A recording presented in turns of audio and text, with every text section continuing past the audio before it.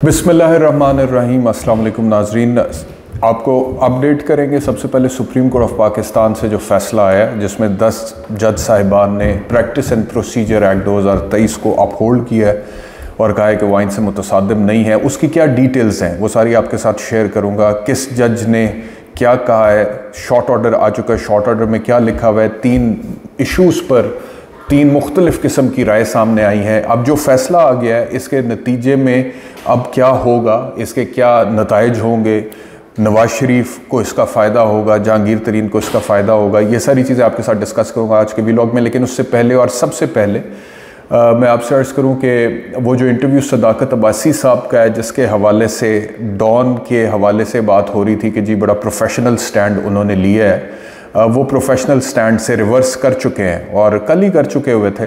और वो जो एंकर हैं उन्होंने भी ये कहा है कि जी क्योंकि मेरे इदारे ने अपनी एडिटोरियल पॉलिसी पर मेरे इंटरव्यू को पास कर दिया और वो नशर कर दिया, लिहाजा मैं बरियुज़्ज़मा हो गया हूँ और बाकी किसी की मुझे परवाह नहीं है। तो ठीक है, ये तो ऐसी है कि जी वो उसी इदारे की मैनेजमेंट और उसी इदारे के एंकर, तो एंकर ने मैनेजमेंट के हक़ में स्टेटमेंट दे दी और मैनेजमेंट इदारे एंकर के हवाले से उसको बकौल एंकर के सुरखरू कर दिया है प्रोग्राम को एयर करके, तो और किसी की परवाह ही नहीं है। तो बस ठीक है, जब और किसी, ना आपको कानून की परवाह है, ना आपको जर्नलिस्टिक एथिक्स की या कोड ऑफ कॉन्डक्ट की या नॉर्म्स या कस्टम्स की परवाह है, ना आपको ये परवाह है कि जिस शख्स को बुलाकर स्टूडियो में बिठाकर इंटरव्यू किया है उस शख्स के बारे में पूरे पाकिस्तान को पता था कि वो गायब है, वो एब्डक्टेड है, वो कस्टडी में है, अदालतें उसको ढूंढ रही हैं, पुलिस ढूंढ रही है, घर वाले ढूंढ रहे हैं, किसी को नहीं मिल रहा। और ऑल ऑफ अ सडन वो आपको फ़ोन करता है और कहता है मैं इंटरव्यू देना चाहता हूँ, और इंटरव्यू भी वो दे रहा है जो कि उसके पहले वर्जन से बिल्कुल मुतसादिम है। तो आपको तो पता ही नहीं चला, आप तो बच्चे हैं, आपको तो ज़हन में भी नहीं आया कि ये अंडर प्रेशर या अंडर ड्यूरस हो सकते हैं। और इसके पीछे पूरा एक पस मंज़र है पाकिस्तान तहरीक इंसाफ के मुख्तलिफ रहनुमाओं का, जेलों में जाना, निकलना, प्रेस कॉन्फ्रेंस करना। उस्मान डार का इंटरव्यू इसी तरह से पहले हो चुका हुआ था।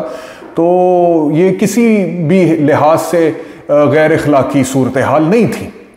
चलें, गैर सहाफ़ती तो अपनी जगह पे आप छोड़ दें, आपकी नज़र में सहाफ़ती तौर पे वो दुरुस्त है, लेकिन इखलाकी तौर पर भी आपकी नज़र में दुरुस्त है, कानूनी तौर पर भी आपकी नज़र में दुरुस्त है। तो अगर यही आपकी सहाफ़त का मेयार है और आपस में एक दूसरे को ही आप लोगों ने अप्रूवल की स्टैंप लगाकर क्लियर करना है, तो फिर वो आप लोगों का अपना माइंडसेट है, आपकी सोच है। लेकिन मेरी राय ये है कि ये सर्टनली पाकिस्तान की ना तो सहाफ़त के लिए अच्छा हुआ है, ना सियासत के लिए अच्छा हुआ है, ना कानून के लिए अच्छा हुआ है, इसका नुकसान ही हुआ है। और अगर कुछ लोगों को, ये 2-1 लोग जिन्होंने इंटरव्यूज़ किया, उन्हें लगता है कि जी उन्होंने बड़ा मार्का मारा है सहाफ़त की दुनिया में और झंडे गाड़ दिए अपने नाम के, और इसका क्रेडिट उन्हें मिलेगा क्योंकि सनसनी फैली है, क्योंकि 2 लोग जो कि गायब थे उनको मंजर आम पर लाने का क्रेडिट उनके पास है और वो इंटरव्यू करने का क्रेडिट उनके पास है, तो ये कोई क्रेडिट नहीं है। मेरी नज़र में ये सहाफ़त के माथे पर एक दाग है, एक धब्बा है जो इन 2 साहिबान ने लगाया है, और जिसका जो एक मुवाजना है या उसका जो उसके हवाले से जो जजमेंट है वो तारीख़ी तौर पे दी जाएगी। और इनको बार बार ये चीज़ जो है आने वाले दिनों में मेरा ख्याल है कि हॉन्ट करेगी कि ये आप लोगों ने किस तरह की सहाफ़त की थी। तो वो वक्ती तौर पे इनको लग रहा है कि जी इन्होंने बड़ा कोई मार्का मार दिया, या मिसाल के तौर पे कोई थपकी इनको मिल गई है, शाबाश मिल गई है, लेकिन इस शाबाश की एक कॉस्ट है, एक प्राइस है। वो सटली हर बंदा फैसला करता है कि वो कौन सी प्राइस देने के लिए तैयार है। तो वो इन्होंने जो भी फैसला किया है तो वो सहाफ़त इन्हीं को मुबारक हो। अब आ जाते हैं सुप्रीम कोर्ट के फैसले पे। अच्छा जी, एक तो इससे पहले कि मैं वो शॉर्ट ऑर्डर पढ़ के आपको बताऊं, उसकी तफसील, टेक्निकलिटी जो है उसको अनफोल्ड करूं आपके सामने। आई रियली होप कि जितना पैशन, जितना ज़ील, जितना जज्बा और जितना जोश चीफ जस्टिस काजी फ़ाइज़ ईसा ने इस केस के हवाले से दिखाया, क्योंकि उन्हें लगता है कि चीफ जस्टिस ऑफ पाकिस्तान के अस खुद नोटिस लेने के इख्तियार को रेगुलेट करना निज़ाम कानून व इंसाफ व अदालत के लिए बहुत ज़रूरी था। और उस सोच के पेश नज़र within a period of few weeks, mid सितंबर में उन्होंने ओठ उठाया और आज अक्टूबर के पहले 10 दिन के अंदर अंदर उस केस का फैसला हो गया, डिस्पोज ऑफ हो गया। तो जितना जज्बा चीफ जस्टिस काजी फायज ईसा ने इस केस के हवाले से दिखाया, क्योंकि उन्हें लगता था बड़ा ज़रूरी है कानून के लिए, जमहूरियत के लिए, आइन के लिए, पार्लियामेंट के लिए।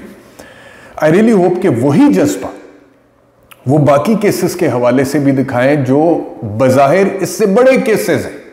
मिसाल के तौर पे इंतखाबात का केस, जिसका ताल्लुक पाकिस्तान के 24 करोड़ अवाम से है, जिनका राइट टू वोट एक्सरसाइज करना उनका कानून और आइन के मुताबिक फंडामेंटल राइट है, और वो ब्रीच हो रहा है, उसकी खिलाफ वर्जी हो रही है। सूबों में तो बहुत देर से हो रही है, क्योंकि सूबों के केयरटेकर सेटअप्स 90 दिन से बहुत ऊपर जा चुके हैं, और वफाक में देयर इज एवरी पॉसिबिलिटी के होगी, क्योंकि इलेक्शन कमीशन की तरफ से जो बातें सामने आई है, सबको पता है 90 दिन के अंदर इंतखाबात होते हुए नहीं नजर आ रहे। तो अगर 90 दिन से एक दिन भी ऊपर 91 दिन पे ये हुकूमत जाएगी जो केयर टेकर है, जिसकी बुनियाद में इंतखाब नहीं है, जमहूरियत नहीं है, आइन नहीं है, तो पाकिस्तान के 24 करोड़ लोगों का नुकसान है। तो आई रियली होप कि काजी फायज ईसा साहब इंतखाबात से मुतल्लिक पिटिशंस पर भी ऐसे ही जज्बा दिखाएं। और जब लास्ट टाइम सुप्रीम कोर्ट में फौजी अदालतों का केस गया था, तो वहाँ पे जिन जज साहिबान ने अपहोल्ड किया था कि अगर दहशत गर्दों को ट्राई करना है तो उसके लिए एक आइनी तरमीम की ज़रूरत है, और फिर उस फैसले के बाद आइनी तरमीम हुई, और उसके बाद सिविलियंस का जो कि दहशत गर्द थे, जिनका ताल्लुक कलअदम तंजीमों से था, उनका फौजी अदालतों में फिर ट्रायल हुआ। लेकिन उस टाइम पे भी जस्टिस काजी फायज ईसा वो माइनॉरिटी व्यू थे कि उन्होंने कहा था कि कॉन्स्टिट्यूशनल अमेंडमेंट के जरिए भी नहीं हो सकता ट्रायल फौजी अदालत में। तो अभी तो पाकिस्तान तहरीक इंसाफ जो कि एक मेन स्ट्रीम पॉलिटिकल पार्टी है, पॉलिटिकल पार्टीज ऑर्डर 2002 के तहत रेगुलेट हो रही है, उससे ताल्लुक रखने वाले उनके मेंबरान का अगर फौजी अदालतों में ट्रायल शुरू हो गया, बावजूद इसके कि अटॉर्नी जनरल ऑफ पाकिस्तान ने कहा था कि अगर होगा ट्रायल शुरू तो चीफ जस्टिस को इन चेंबर्स आकर मुतला करूंगा, तो अब वो उनके जो घर वाले हैं वो क्लेम कर रहे हैं कि जी ट्रायल तो शुरू हो गया। तो अगर ट्रायल शुरू हो गया है, और काजी फायज ईसा साहब इससे पहले कह चुके हैं कि दहशतगर्दों का हालांकि हुआ था और कॉन्स्टिट्यूशनल अमेंडमेंट के जरिए कानूनी तौर पर वो पॉसिबल था, लेकिन यहां पर without a constitutional amendment possible ही नहीं है, और कॉन्स्टिट्यूशनल अमेंडमेंट वैसे पॉसिबल नहीं है। तो काजी फायज ईसा साहब को सेम पैशन, जज्बा इधर भी दिखाना चाहिए। मैं समझता हूं बहुत जरूरी है कि वो यहां पे, क्योंकि जिन लोगों का ट्रायल हो रहा है वो फिर आइन के आर्टिकल 10A की खिलाफ वर्जी में हो रहा है, और उससे पाकिस्तान का इमेज भी खराब हो रहा है, क्योंकि फौजी अदालतों का कोई कॉन्सेप्ट किसी भी सिविलाइज्ड जमहूरी मुआशरे में नहीं होता है। ये अदालतों का काम है, और वही करें तो उन्हीं को सूट करता है। अगर मुख्तलिफ इदारों को अदालतों का काम सौंप दिया जाएगा तो अदालतें यहां पे क्या करने के लिए बैठी हैं? ये अदालत जिसका जो काम है उसको वो करना चाहिए। जजों का काम अदालतें लगाना है, फैसले देना है, कानून के मुताबिक इंसाफ डिस्पोज ऑफ करना है, तो ये उनको करना चाहिए। और अगर वो नहीं कर सकते हैं तो उसी सूरत में फिर कोई और कर सकता है ना। तो ये अदालतों ने फैसला करना है कि वो कर सकते हैं नहीं कर सकते हैं। तो अपनी फाइंडिंग इस हवाले से उनकी देना बहुत जरूरी है, तो वो उनको देनी चाहिए। अब मैं आ जाता हूं इस पर जी के इसमें क्या लिखा हुआ है। वो कहते हैं जी, for reasons to be recorded later these petitions are decided as under, subject to paras 2 and 3 below by majority of 10 to 5.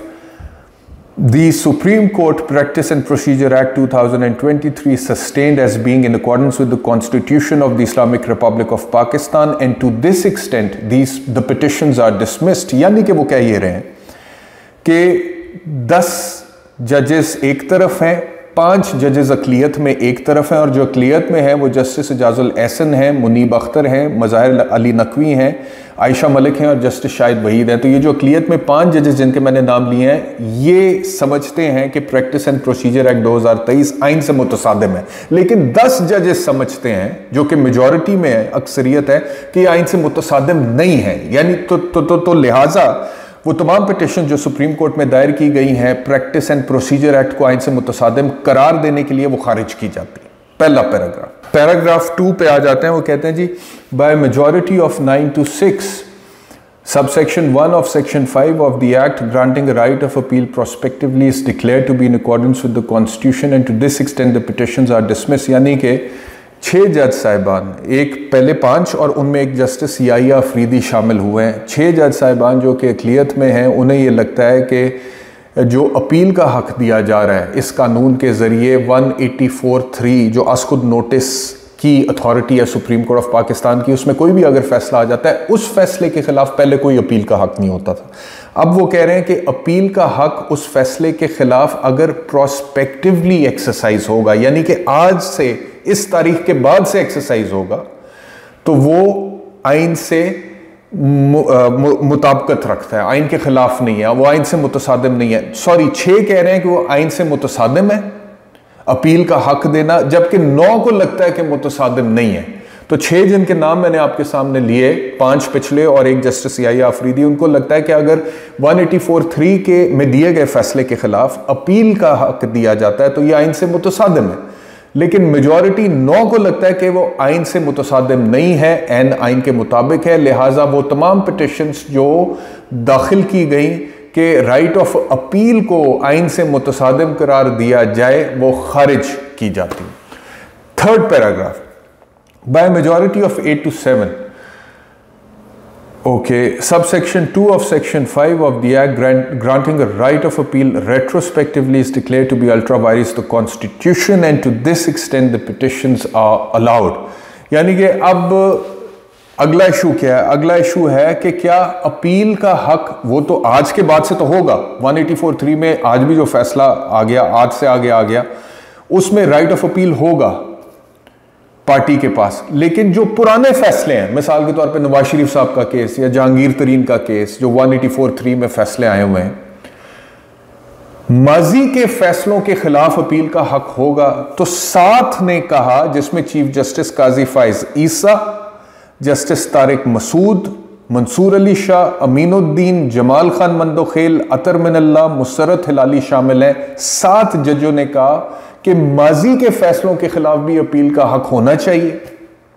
लेकिन 8 ने कहा कि नहीं, माजी के फैसलों के खिलाफ नहीं होना चाहिए, क्योंकि वो फिर फ्लड गेट्स ओपन करने के मुतरादिफ होता है। वो तो हर कोई आता जाएगा सुप्रीम कोर्ट, माजी के फैसलों हर कोई कहेगा जी वो फ्लड गेट्स खुल जाएंगे। सुप्रीम कोर्ट में पहले 50,000 से ऊपर पेंडेंसी है, तो वो नहीं मुनासिब है। उन्होंने कहा, तो क्योंकि अब मेजॉरिटी यहाँ पे अक्सरियत 8 ने कहा कि माजी के केसेस के खिलाफ अपील का हक नहीं मिल सकता, तो माजी के केसेस के खिलाफ वो नहीं दिया गया। यानी कि नवाज शरीफ, जहांगीर तरीन या इस तरह के और तमाम लोग जो 184(3 में जिनके खिलाफ फैसले आए हैं, वो अपील नहीं कर सकते इस कानून के तहत। लेकिन आज के बाद से जो फैसले आएंगे उनको पार्टीज को जो है अपील का हक दिया जाएगा। तो ये फैसला है जो मैंने आपके सामने शॉर्ट ऑर्डर पढ़ के सुना दिया है, और 3 इशूज़ पे 3 मुख्तलिफ फाइंडिंग्स लेकिन अपहोल्ड हो गया है प्रैक्टिस एंड प्रोसीजर एक्ट। और जैसे ही इसका वो डिटेल्ड ऑर्डर आएगा वो फिर मैं आपसे शेयर कर लूँगा। अच्छा जी, आखिरी चीज़ आज के वीलॉग में ये है कि ख़बर है कि नैब ने ख्वाजा बरादरान ख्वाजा साद रफ़ीक और उनके भाई दोनों को एक ज़माने में अरेस्ट भी किया था और जेल में भी गए थे। पैरागॉन हाउसिंग सोसाइटी है, उसके हवाले से रेफरेंस बना था और मीडिया में बड़ी खबरें चलती रही हैं कि ये इसमें करप्शन हुई है, ये है, वो है, फलाना। तो वो जो रेफरेंस नैब ने बनाया था, उसी नैब ने आज कह दिया है कि ये तो बेगुनाह है, इनको तो बेगुनाह करार दिया जाता है क्योंकि इनके खिलाफ कोई सबूत और शवाहिद नहीं है। तो छोटी मोटी बेज़ाब्तगी हैं, वो LDA को रेफ़र की जाए, नैब का उससे कोई काम नहीं है। तो नैब कोर्ट ने नैब के कहने पर और उनको बेगुनाह करार दिए जाने पर वो मामला LDA को रेफ़र कर दिया और रेफरेंस ख़त्म हो गया, क्योंकि नैब ने रिक्वेस्ट किया कि सर ये तो बेगुनाह है। तो ये आखिरी खबर थी जो मैंने कहा कि आपसे शेयर कर लूँ। बहुत शुक्रिया ये वीलॉग देखने के लिए। अपना ख्याल रखिए। अल्लाह हाफ़िज़।